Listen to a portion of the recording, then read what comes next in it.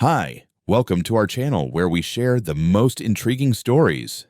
When Julian fled city life for his grandfather's quiet beach house, he expected peace, not war. But when a ruthless HOA president claims she owns the property, backed by forged documents and shady deals, Julian must fight to prove he's not dead and take back what's his.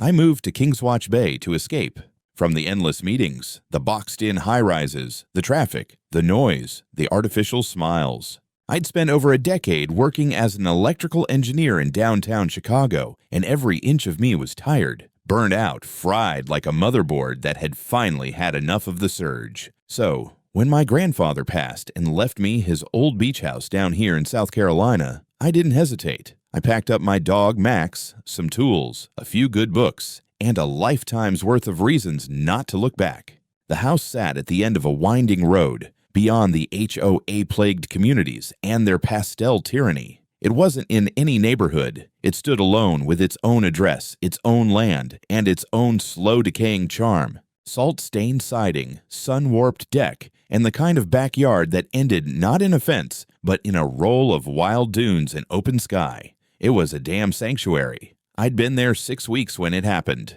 That morning was unusually still, the kind of coastal hush that lets you hear the ocean sighing behind the trees. I was on the porch, brushing old paint chips off a railing I planned to sand down later. Max was asleep in a patch of sun. We were both halfway through a lazy day when someone knocked on the front door like they meant to punch it off its hinges. I wasn't expecting anyone. I opened the door to find a woman, late 40s maybe, standing on the step with a clipboard, a smug smile, and the kind of oversized sunglasses that practically barked the word entitled. She wore a beige polo, khakis, and a white baseball cap, embroidered with the HOA logo, Shoreline Tides Property Association. I'd seen it once or twice on trash cans and utility trucks further up the coast. Never thought I'd see it in my face. "Good morning," she said, as if we were in the middle of some scheduled appointment. "I'm Karen Lowell, president of the Shoreline Tides HOA. I'm here regarding your occupancy of this property." I blinked. "You're what?" She held up a heavy manila folder and unrolled a scroll-like document, stamped and signed.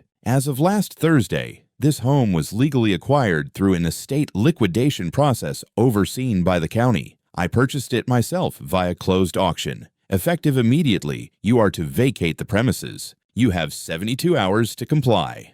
I just stared at her. Words came slow. "You're standing on my porch," I said. "This house belongs to me. I inherited it from my grandfather." Her smile widened like she was waiting for that exact response.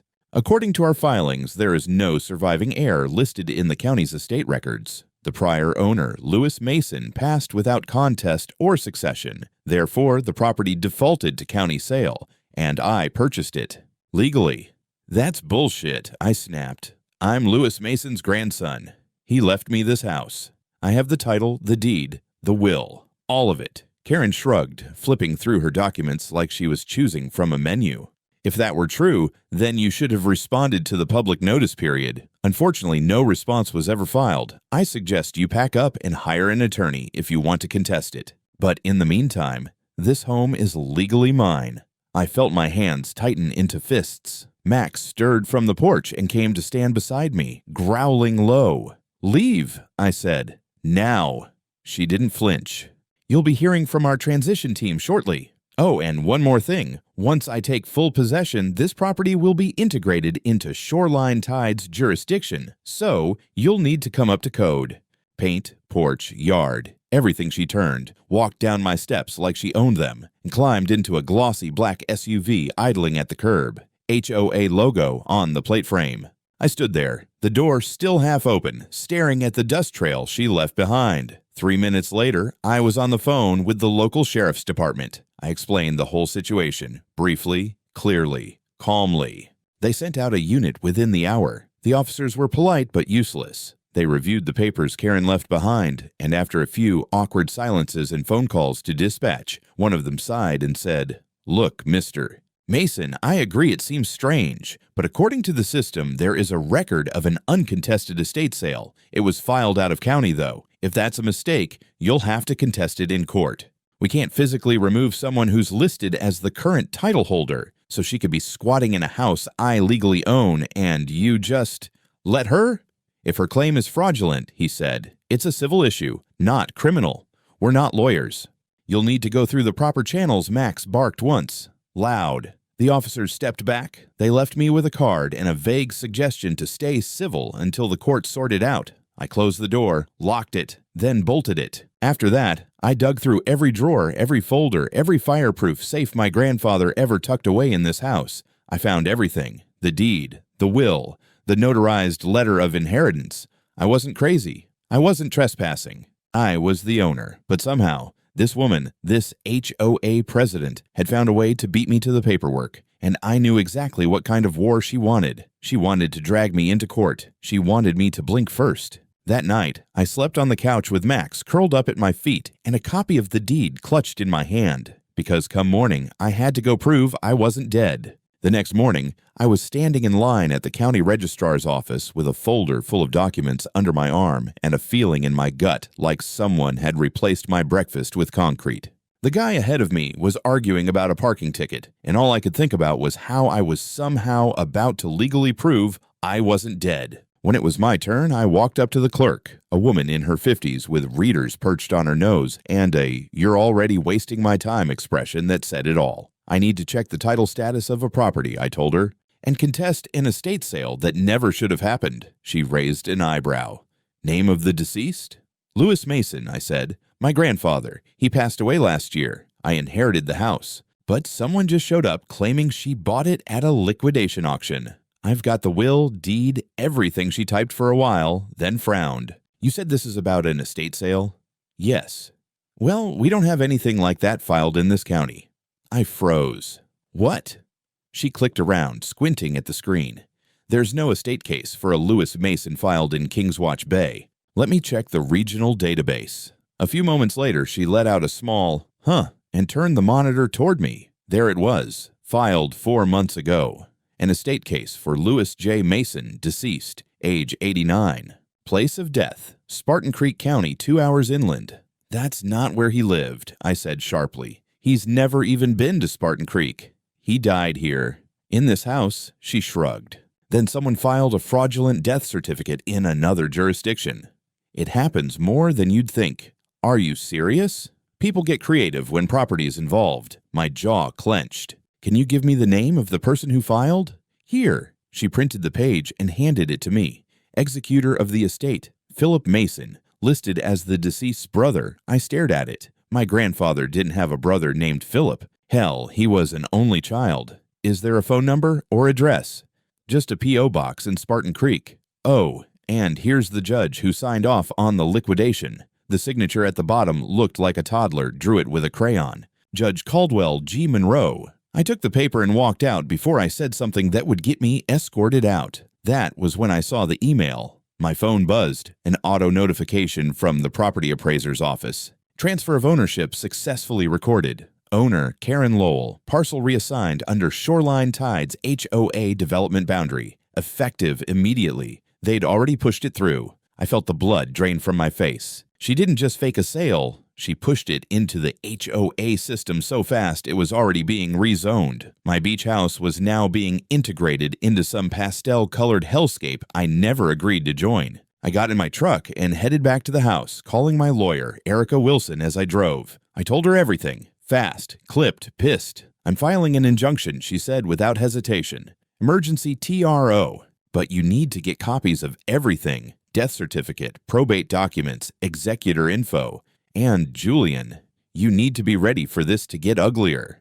I pulled up to my house and slammed the truck into park. The locks were changed. I stood there, stunned. The front door had a new keypad. The paint was different. The porch looked power washed. And there, planted in the middle of my front yard, was a fresh, glossy sign in teal and white. HOA property, renovation in progress. Do not enter. The same smug HOA logo stared back at me like a slap to the face. I marched up to the porch and rattled the doorknob. Nothing. Through the window, I saw people inside. Construction workers in vests and hard hats, hauling in drywall, throwing out old furniture, stacking boxes labeled Karen's office supplies. Max barked wildly behind me, teeth bared. A man opened the door just a crack and looked out. Sorry, property's under renovation. You'll have to contact the HOA. I am the owner of this property." He shrugged. "Not what the paperwork says." I called the sheriff's department again. Different deputies this time. More awkward silences. Same result. "She's got documents on file," the taller one said, flipping through his tablet. "Until a judge says otherwise, we can't remove her. Civil matter. She's in my house. And you're not listed on the current title. I get it, man. I really do. But our hands are tied." That phrase, "our hands are tied," was starting to feel like a brick to the teeth. They left. I stood on the sidewalk, Max pacing beside me, both of us boiling in silence. Inside, I heard laughter, Karen's voice. "Make sure we rip up that ugly linoleum. HOA coastal code requires light tile or polished bamboo," Max growled. I gripped his leash tighter. That night, I slept in my truck, parked 3 feet outside the property line. I left the engine off, windows cracked. I had one hand on Max's fur and the other on my folder of documents. Karen thought this was over. She had no idea who she was messing with. The next morning, I was sitting in Erica Wilson's office with a cup of coffee that tasted like cardboard and a folder full of fury. The moment I walked in, she looked at me like a surgeon about to start on a bomb. "Tell me everything from the top," she said. I did. The fake death certificate, the forged executor, the county switch, the rapid-fire HOA integration. She took notes fast, almost violently. "Okay," she said. "First, we file a temporary restraining order, TRO. That'll at least freeze the situation. It won't get you back in the house yet, but it stops her from doing anything else to the property." "She's already inside," I said. "With workers. Renovating. It's like she's trying to erase the place from the ground up. Then we move fast. Within hours, we had the paperwork filed with the local circuit court. Erica used everything. Title records, the will, the physical deed, even a notarized letter my grandfather left me confirming the inheritance. The court clerk promised us an emergency hearing within 48 hours. While Erica handled the court side, I started digging on my own. The Spartan Creek County website looked like it hadn't been updated since dial-up, but after an hour of clicking through archived probate records, I found it. Case number. Filed by Philip Mason, executor, self-declared, verified by E. Lowell, notary public, witnessed by Gregory Lowell, clerk, Spartan Creek Records Division. Mine froze. Lowell, Gregory, E. Lowell. It didn't take a genius to connect the dots. I called Erica immediately. Gregory Lowell, Karen's brother, works in the clerk's office. There was a pause. Then, she used her own brother as a witness. Jesus. It gets better. He notarized the executor claim and the death certificate. Erica let out a low whistle. That's fraud on multiple levels. Witness tampering, false filing, impersonation of a government official depending on the role. We can add criminal charges if we can prove she knowingly submitted false documents. She's running this like a hostile corporate takeover, I muttered. She's also about to have a very bad week. We submitted a formal complaint to Spartan Creek's oversight board that same day. Erica called in a friend from the state attorney's office who agreed to quietly review the filings. Meanwhile, the TRO was scheduled for hearing the following morning, but Karen didn't sit still. I woke up the next day to a voice message from Erica. "Julian, we've got a problem." She just filed a counterclaim. I played the message twice just to believe it. Karen had filed for a restraining order against me, claiming I was a violent trespasser with no legal claim to the property, and that I harassed Shoreline Tides employees and threatened bodily harm. I nearly dropped the phone. Then I laughed. A full, humorless laugh that turned into a cough halfway through. Max looked up from the passenger seat with a grunt. She was flipping the script, playing the victim. I drove to the courthouse and watched as Karen, dressed in an all-white linen suit like some unholy Martha Stewart, stood outside giving what looked like a pre-court interview to 2 men with a drone camera. "It's just heartbreaking," she was saying. "I purchased the home legally through the proper county channels. I even planned to restore it to historic HOA standards. But then he showed up, aggressive, threatening. I feared for my life. My blood boiled. She saw me walking by and gave a little smirk, like we were on opposite teams in a game show. Inside, the hearing for the TRO was quick. Erica presented our packet like a surgical strike. Ownership history, will, forged documentation, the suspicious county switch, notarization, ties to her brother, all of it. Karen's lawyer, some fresh-faced twerp in a pinstripe suit, barely managed to say, "Your Honor, there's a misunderstanding," before the judge cut him off. "I've seen enough for today," the judge said. "Temporary restraining order is granted. No further modification, renovation, or access changes are allowed until a full evidentiary hearing is scheduled. That meant she had to stop everything. No more gutting walls, no more repainting, no more power washing the past away." Karen, sitting across from me, didn't blink. She just crossed her legs and tilted her head like she was already planning the next move. Outside, I approached her. I wasn't going to say anything. Just stand there, see if she flinched. She didn't. "You think this is about paint and windows," I said. "But it's not. You faked an estate sale. You broke the law. You stole my house." Karen gave me a smile as thin and artificial as her highlights. "Oh, Julian," she said, "you really should have kept better track of your inheritance. Some of us work harder than others." Then she got into her car and drove off like a queen, leaving a conquered castle. The war had officially gone legal, and she was playing dirty.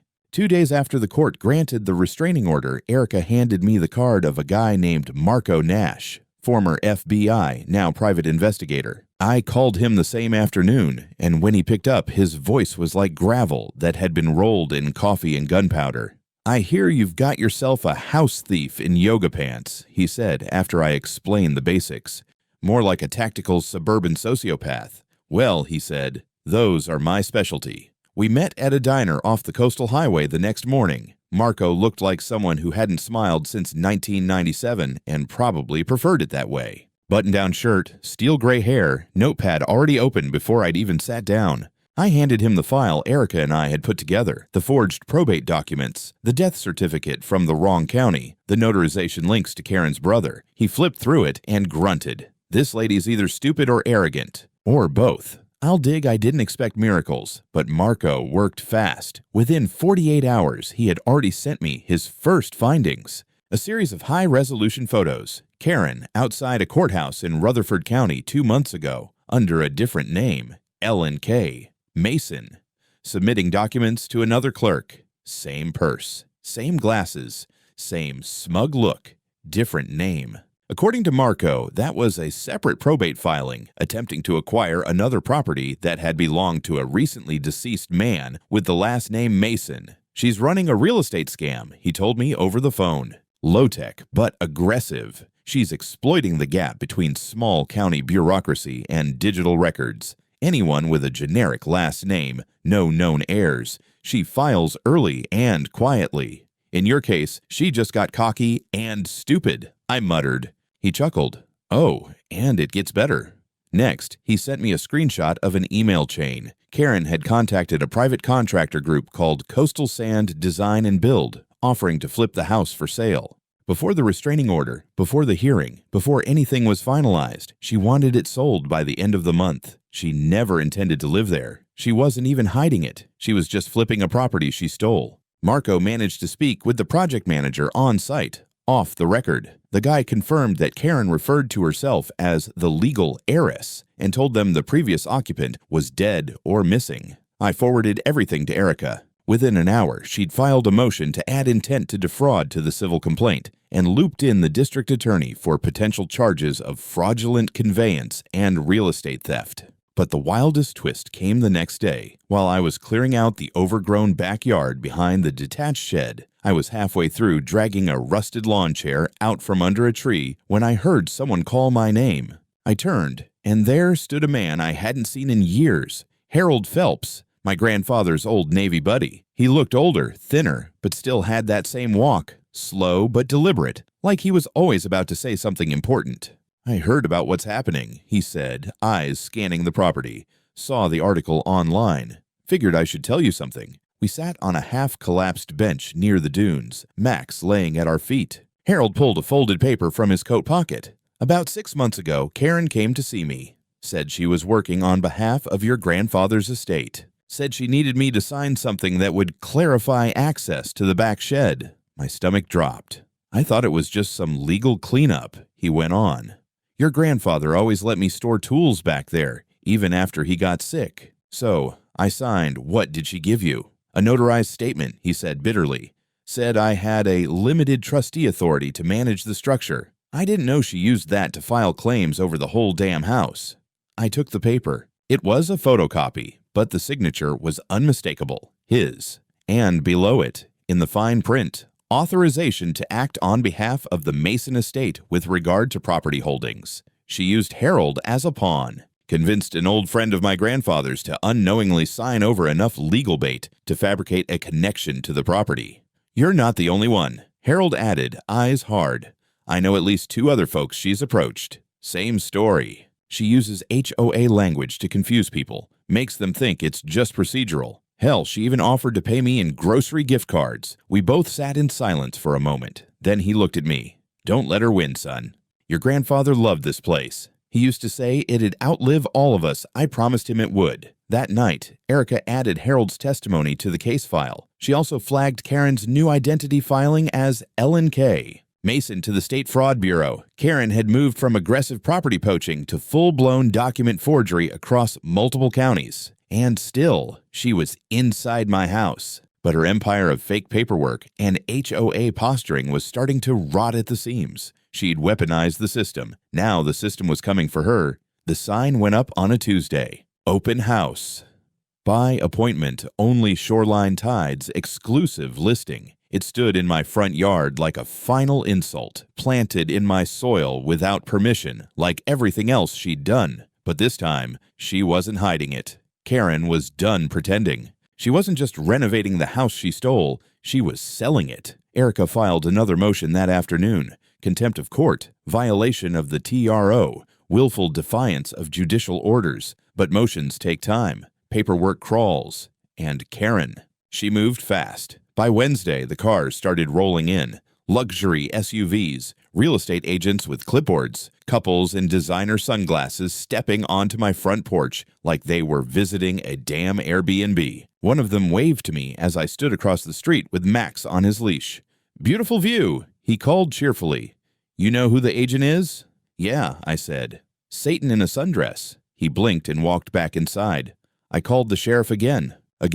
This time they sent out a deputy, young, nervous, clearly uncomfortable. She filed a modification request to the restraining order, he said, flipping through his tablet. Claims the renovations were part of a pre-existing HOA contract and that the TRO doesn't cover sale activities.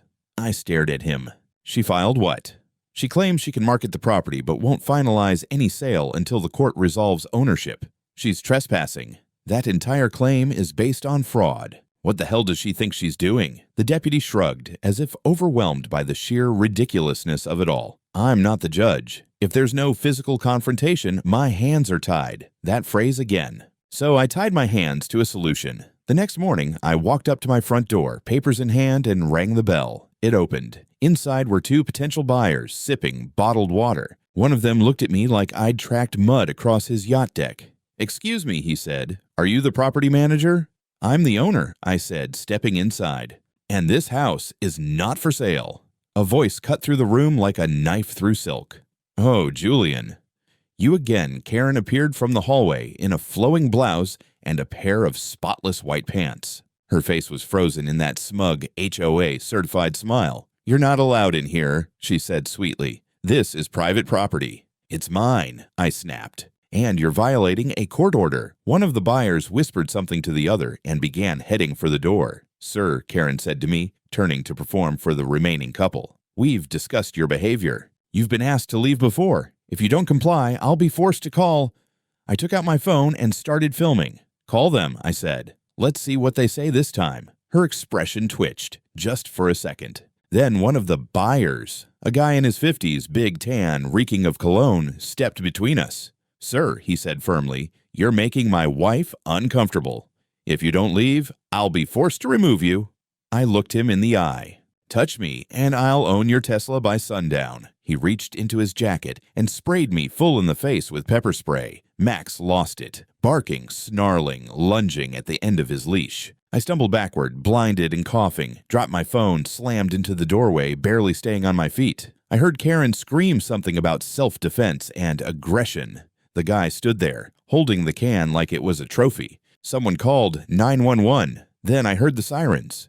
3 police cruisers pulled up within minutes. I was sitting on the curb, eyes burning, face soaking wet from the water one of the neighbors had sprayed over me from their hose. Max sat beside me, tense and growling low. The same deputy from earlier approached. Saw the scene. Saw the camera which one of the neighbors had kindly picked up and restarted. Saw the footage. Karen's face drained color as it played. She hadn't realized the phone had kept filming after it hit the ground. The video showed everything. Her nod to the guy before he sprayed me. Her telling him to handle it. Her muttered, "If he sets foot inside, I want him down." It wasn't self-defense. It was assault. Orchestrated. The buyers were escorted off the property. The guy with the spray got cuffed. Karen wasn't arrested yet, but she was issued a direct violation notice of the TRO.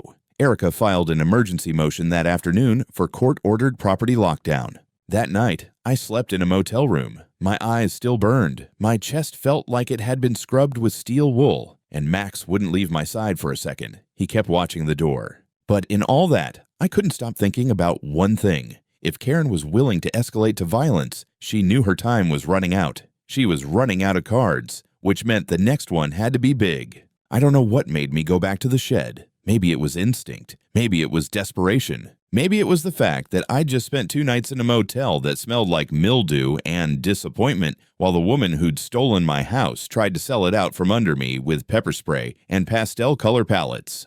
Whatever the reason, I found myself standing outside my grandfather's old workshop, staring at the rusted door like it owed me answers. Max was sniffing around the tall grass, tail stiff, as if he sensed something too. The padlock was old, but intact. I cracked it open with a crowbar, stepped inside, and was hit with a wave of dust, motor oil, and memories. The air was stale, but the space felt untouched. Tools still hung on the wall. A stack of yellowed Popular Mechanics magazines sat on the workbench. The man hadn't just worked here, he'd lived in this space, thought in it, trusted it. In the corner was the old metal safe. I'd seen it before, years ago, but I never had the key. Grandpa used to joke that it had half his life and none of his fishing gear inside. I found the key tucked behind a loose board in the workbench drawer. Classic Grandpa. Click. The lock turned with a reluctant clunk. Inside was a stack of documents wrapped in twine and sealed in a heavy-duty plastic bag. Property surveys. Receipts from the 80s. A Polaroid of him and me building a birdhouse I don't even remember. And, at the very bottom, an envelope. Yellowed. Stiff. Notarized. It was addressed to me. Julian, if anything ever goes sideways, check here before you trust anyone. I opened it with hands that weren't quite steady. Inside was a handwritten letter dated 2 years before his death and notarized by a local official I recognized, Ms. McLaren, who'd retired last year. This house is yours, not just by name, but by intent. You're my only heir, and I want there to be no doubt. I didn't trust the court to get this right, not with what I've seen over the years. So I made sure to keep this out of the wrong hands. Never let anyone take this place from you. Not lawyers, not neighbors, not snakes in collared shirts. This is your land, Julian. Let them come. Let them try. Attached was an alternate will, fully notarized, signed, stamped, legal as hell. Erica nearly screamed when I dropped it on her desk. "This is it," she said, breathless. "This trumps everything. It's newer than the will we already submitted, and it explicitly designates you as the sole beneficiary. Can we use it now?" "We're not just using it," she said. "We're dropping it like a bomb." That afternoon, she filed an emergency motion to overturn the fraudulent estate sale based on newly discovered dispositive evidence. She attached the letter, the will, the notary stamp, and an affidavit from Miss McLaren herself, who confirmed everything and faxed us her sworn statement from her retirement home in Charleston. Within 24 hours, we had a court hearing. Karen showed up late, of course, wearing a navy blue dress and oversized sunglasses like she was there to audition for Desperate Housewives, Legal Edition. Her lawyer looked pale, sweaty. He clearly hadn't seen the new will. The judge, an older man who'd been sitting on the bench longer than Karen had probably been alive, read through the documents slowly, then turned to her attorney. "You want to explain," he said, voice cold, "why your client initiated an estate purchase when the legal heir was not only alive, but named explicitly in an alternate, notarized will." Karen's lawyer opened his mouth, then closed it again. For once, silence wasn't power. It was defeat. The judge didn't even wait. "Effective immediately," he said. "The estate sale is vacated. Property title is restored to Julian Mason. All transfers, filings, and claims related to Miss Lowell's acquisition are null and void. Furthermore, this court finds sufficient cause to refer this matter to the district attorney for criminal investigation. Karen finally blinked. Her head snapped toward me. I didn't smile. I didn't gloat. I just looked her straight in the eye and said 2 words, "Get out."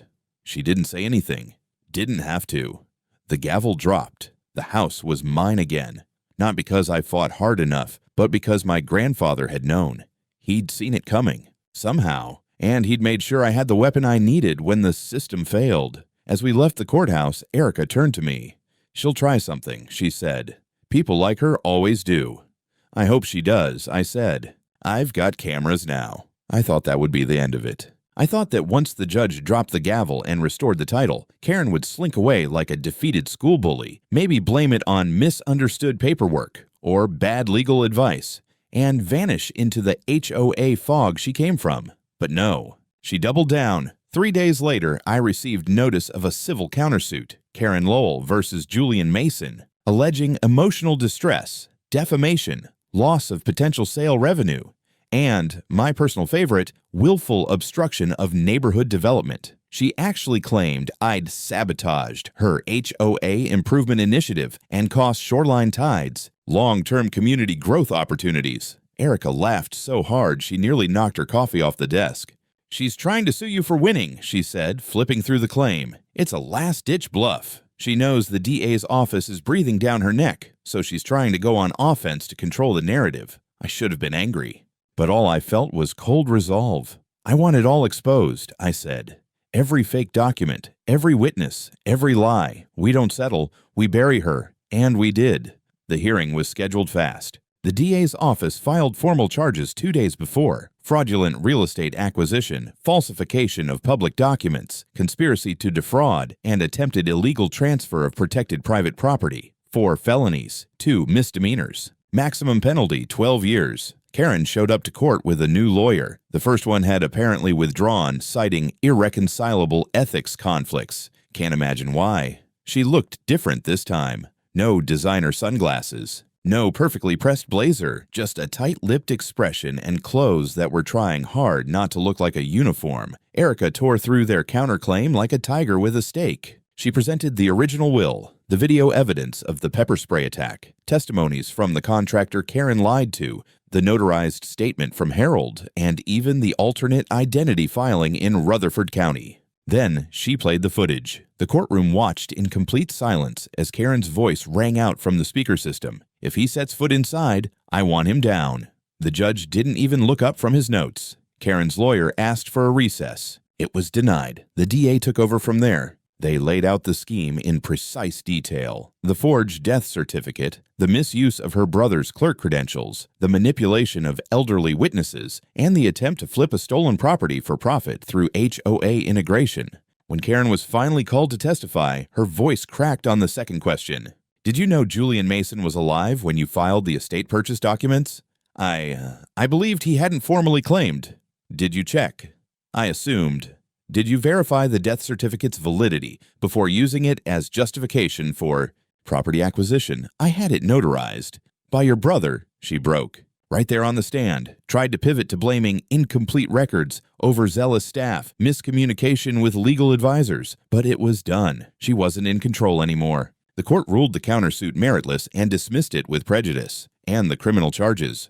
The judge ordered Karen Lowell to be taken into custody immediately, pending trial. 2 deputies approached, and she didn't fight. Just stood up stiffly, eyes hollow, hands trembling slightly as the cuffs clicked into place. For the first time since this nightmare began, I exhaled without weight on my chest. HOA Shoreline Tides was placed under external review by the state due to the role it played in enabling Karen's access to false authority and resources. A temporary management firm was brought in. Board members who had backed Karen were forced to resign or cooperate with the investigation. A week later, I was invited, no, summoned, to an emergency HOA community meeting. I expected cold shoulders and clipped excuses. What I got instead was silence.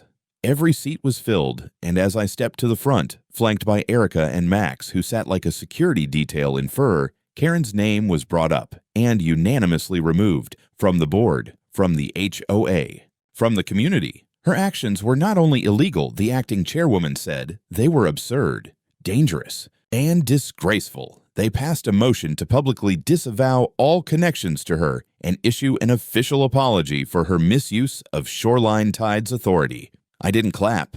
I didn't need to. She was gone. The first thing I did when I got my house back was change the locks. Not just the front door, every window latch, every shed hinge, even the little panel on the crawl space no one ever uses. I hired a security company to install cameras, motion lights, and a system that alerts me if a mosquito so much as thinks about trespassing. Max got a new dog bed in the living room, but half the time he still sleeps by the front door. I get it. Old habits. Wounds take time to stop bleeding, even when they're invisible. The porch was a mess. Karen's crew had torn out the original railing and half the support beams. I rebuilt them by hand. Took me 2 weeks, 6 trips to the hardware store, and more curses than I'd care to admit. But I used the same design my grandfather once showed me in an old sketchbook. Clean lines, thick wood, no pretense. I sanded it myself, painted it myself. Coastal blue, not HOA beige. The inside was worse. She'd gutted the walls down to the studs in places, torn out cabinets that had been there since the 70s, and tried to replace the floor with some fake reclaimed barnwood crap. I reversed everything. Found the same tile pattern my grandfather used in the kitchen. Rehired the same contractor who did his roof in '94. He remembered him. Always paid in cash, the guy said. Didn't talk much, but had a great laugh. I smiled at that. I could still hear it sometimes. There's a plaque on the wall now, right by the front entrance. It's nothing fancy, just a square of cedar with a brass plate. It reads, "This house is not for sale. Never was, never will be." LM and JM, everyone who visits sees it. A few neighbors have stopped by since the court ruling. Some brought casseroles. Some just wanted to say they were sorry for not stepping in sooner, for doubting, for watching from a distance. I told them I understood, because I do. People like Karen win for a reason. They're loud, confident. They weaponize normal. They know that most people would rather avoid conflict than step into it, even when they know something's wrong. But I didn't have the option to avoid it. I lived here. She tried to rip the soul out of this place and replace it with rules, fees, and a goddamn color palette. Not anymore. Erica's now handling a civil suit we filed for damages. $350,000. Property destruction, emotional distress, legal fees, lost time. I don't know if we'll get all of it, but even if I get $1 and a court transcript that says Karen Lowell must pay, I'll frame that thing. The HOA, for its part, has gone quiet. New board, new boundaries, and a formal statement declaring my property permanently outside their jurisdiction. That's in writing now. Legally recorded, backed by the state. Max and I walk the dunes every morning, sometimes barefoot. The sea air tastes different now. Like it's mine again. I still get letters sometimes from strangers who read about the case. One woman from Oregon wrote, "You didn't just save a house. You drew a line in the sand for all of us. Maybe, maybe not. I didn't ask for that. All I wanted was to live in peace, to fix my porch, to drink coffee by the water and feel like the world wasn't waiting to collapse in on me. Now I do, but I keep the letter from my grandfather in the safe. The real one. Just in case the snakes ever try again."